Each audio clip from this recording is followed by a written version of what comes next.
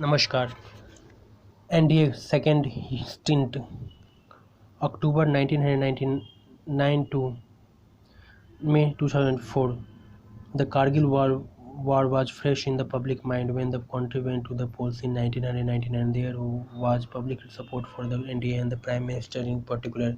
The election results gave the NDA lead by the BJP majority with the support of new constituents such as the Janata Dal United and the DMK. Atal Bihari Vajpayee was sworn in as Prime Minister for the third time on October 30, 1999. Economic and social steps. The NDA government carried forward the economic reforms that had been initiated by the Narasimha Rao government in infrastructure development, good special attention and encouragement. The telecom highways, the national highways development project, and the Golden Quadrilateral got importance. Rural sector was not ignored. The Pradhan Mantri Gram Sadak Yojana was launched to improve rural connectivity with all weather roads. The services sector was growing and software industry was given a boost. Outsourcing of work from the West created tremendous increase in jobs in India. The government came out with a new telecom policy that announced a shift from the high fixed license fee to a more reasonable revenue share-based fee. The government also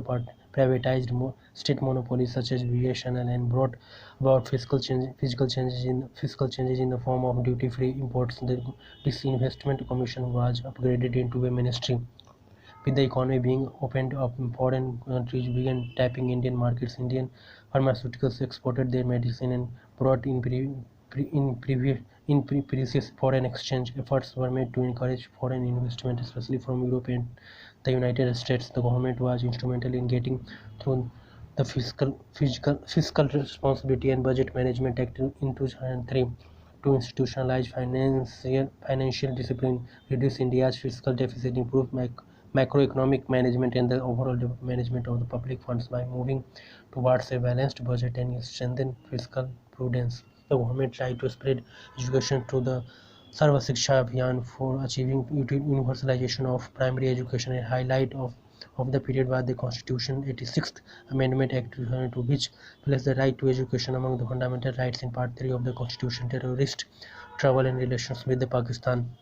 In December 1999, an Indian Airlines flight IC-814 from Nepal was hijacked by Pakistani terrorists and flown to Taliban-ruled Afghanistan. The government ultimately met the demands of the terrorists and released certain terrorists, including Maulana Masood Azhar, from prison. There was no explanation forthcoming from the Indian government as to why the External Affairs Minister personally escorted the terrorists to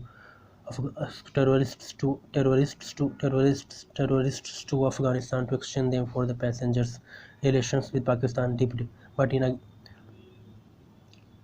but again in July 2001, Vajpayee made an effort to improve relations with Pakistan by inviting Pakistan's President Pervez Musharraf to Delhi and Agra for a summit and peace talks. No breakthrough was possible as Musharraf did not agree to leave aside the Kashmir issue.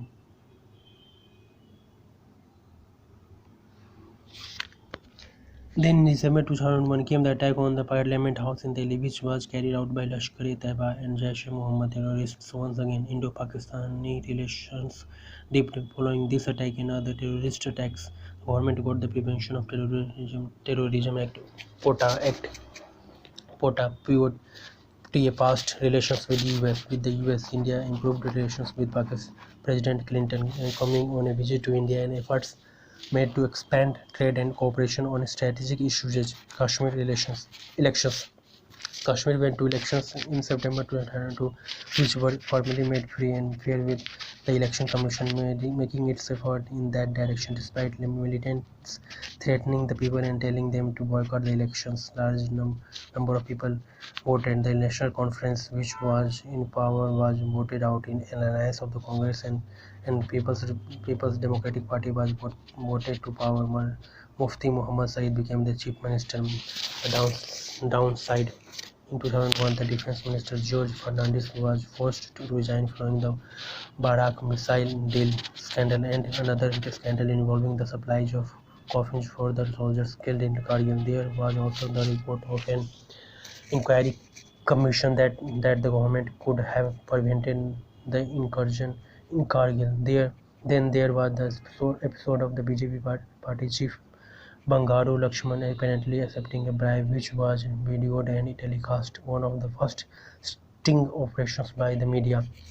The Godhra incident and the riots that followed put a blot on the image of India. In February 2002, the Sabarmati Express caught fire at Godhra in Gujarat, and several pilgrims returning from Ayodhya were killed. It was widely believed that a mob of Muslims had set fire to the compartments, whereas reports also said the fire started inside the compartment was due to a gas cylinder or a stove catching fire. Riots followed, with Ahmedabad and Baroda being chiefly affected. The riots have been called a program as Muslims were targeted and the violence was unbelievable. It recalled the anti-Sikh riots of 1984. Narendra Modi, who was Chief Minister of Gujarat at the time, was severely criticized for being unable or unwilling to control the situation. It is believed that Prime Minister Vajpayee was deeply disturbed by the happening in Gujarat and officially condemned it. It is also believed that he wanted Modi to resign, but others in the party dissuaded him from pursuing that. Significance of India. The NDA government lasted its term, the first non-Congress government to do so. Vajpayee turned out to be an inefficient prime minister, heavily managing the coalition tightrope politics. With the NDA completing its term, it appeared as if a credible alternative was available to the Congress at the national level, and this was necessary in a truly democratic state. Some of the programs it launched were noteworthy. Its freezing the economy further helped India. In 2004, general elections in the Lok Sabha term was to end in October 2004, but the government decided on early polls. The Lok Sabha was dissolved in February itself, and the country went to polls in April-May 2004. Perhaps the BJP thought that the government had done exceptionally well and took the slogan in India shining seriously and meets read the feelings on the ground. Perhaps it was encouraged by the party's recent successes in state assembly elections in Rajasthan, Madhya Pradesh, and Chhattisgarh. Even newspapers and magazines read the situation and predicted that the NDA would win without difficulty, but the NDA was defeated. It is possible that the BJP lost the support of a section of population because its campaign stressed economic issues rather than the controversial and ideological questions. The Congress led by Sonia Gandhi emerged as the single largest party. Dhanyavad. Thank you so much.